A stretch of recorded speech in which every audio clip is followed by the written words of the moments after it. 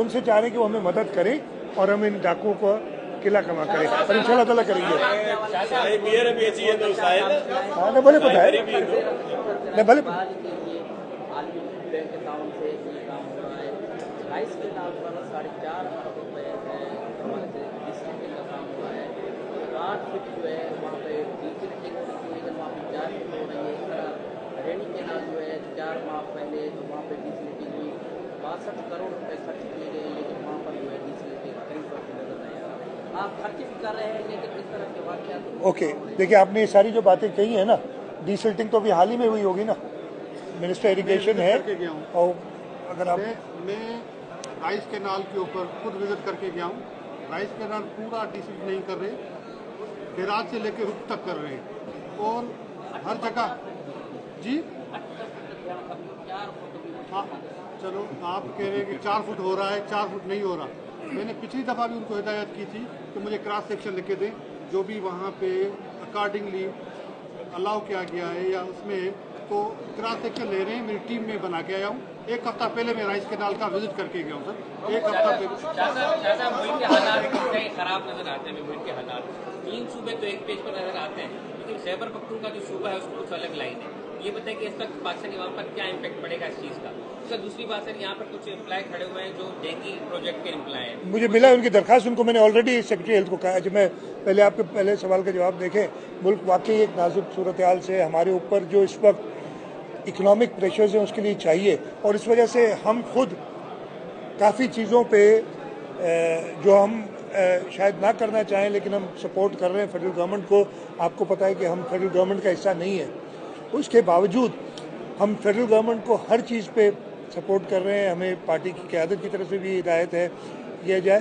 तो मैं यही चाहूँगा कि यही अर्ज़ होगी कि चारों सूबे इस मुश्किल वक्त में साथ रहें, और कोई सूबा अपना इंटरेस्ट नहीं, इस पर कभी भी सिंध के इंटरेस्ट को हम दाव पे नहीं लगाएंगे।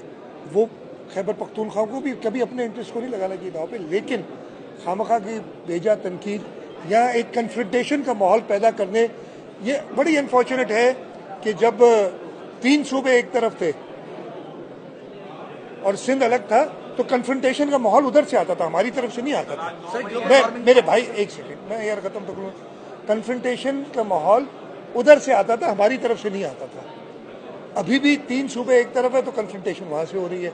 तो ये पता नहीं कोई इनकी जीन्स में कोई मसला हो गया है या क्या मसला है, मुझे नहीं पता। मैं चाहूँगा, ये मेरी रिक्वेस्ट यही होगी कि मुल्क की बेहतरी सबसे पहले सोचे, किसी एक इंडिविजुअल की नहीं। किसी एक इंडिविजुअल की वजह से आप इस मुल्क के गरीबों को दाव पे ना लगाएं। सर, ग्लोबल वार्मिंग की वजह से इस बार अगेन आप चलाए ना भाई। ग्लोबल वार्मिंग की वजह से बरसात का एक बार पेशगी की गई है। क्या सिंध हुकूमत ने कोई अहकाम दिए? मैं आपको बताता हूँ, 2022 का जो तबाहकुन फ्लड आया था, आप सब ने देखा, हम भी इधर कई बार आए, पूरे सिंध में दौरे किए, और उस फ्लड के बाद हमें बड़ा मुश्किल लग रहा था कि हम अपने पाँव पे दोबारा खड़े हो सकेंगे। लेकिन चेयरमैन बिलावल भुट्टो जरदारी साहब की हिदायत थी, उनकी मदद थी, हमारी बड़ी खुशकिस्मती थी कि उस वक्त इस मुल्क के फॉरेन मिनिस्टर बिलावल भुट्टो जरदारी साहब थे। मैं ख़त्म बेटा, मैंने सवाल का जवाब ही नहीं दिया।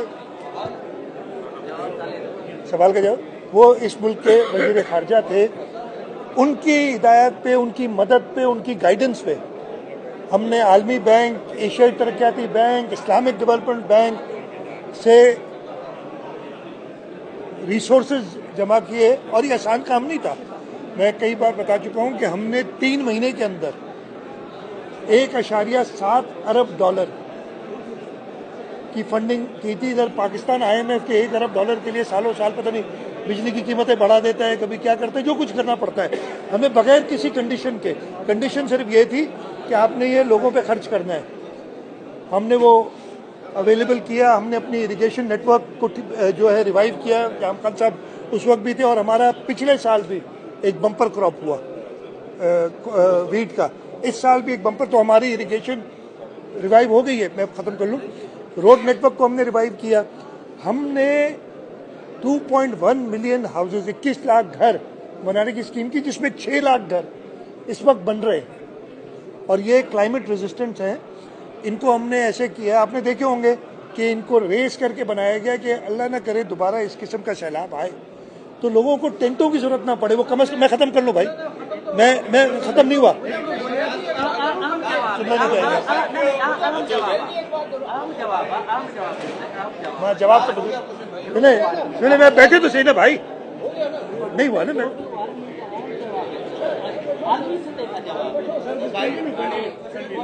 मुझे समझ नहीं आ रही आपने। अच्छा जी, मैं खत्म कर लूँ ना ये बात। हम वो बैठ जाओ भाई प्लीज। 6 लाख घर हमारे अंडर कंस्ट्रक्शन है। हमने पूरे 21 लाख के पैसों का बंदोबस्त किया हुआ है। जरूर टाइम लगता है, अल्लाह ना करे दोबारा ऐसा फ्लड आए तो हम बेहतर प्रिपेयर्ड जरूर है, लेकिन मैं ये नहीं कहता कि हमारी सब तैयारी होगी। अभी 4 दिन पहले हमारी मीटिंग हुई थी, हमने तकरीबन $350 मिलियन की एडिशनल इरिगेशन में फंडिंग मांगी है ताकि हम इस तरीके के सैलाब को मुकाबला कर सकें। इस किस्म के पैसे हमारे पास मौजूद नहीं है, तो हम कोशिश कर रहे हैं। मैं ये कह सकता हूँ कि 2000 इसलिए कि वो बहुत ऐसा सैलाब कभी पहले आया ही नहीं था, एक्सपेक्टेशन ही नहीं थी, और उस ज़माने में सारे नंबर वगैरह आपको दिए थे। तो इंशाल्लाह ताला हम बेहतर प्रिपेयर्ड ज़रूर हैं। लेकिन आपने देखा अभी कुछ दिनों पहले दुबई की बातें, आप सब दुबई चलो तो आप सुनते हैं। आजकल कोई नहीं कह रहा दुबई चलो, इसलिए कि कश्ती साथ ले जानी पड़ती है।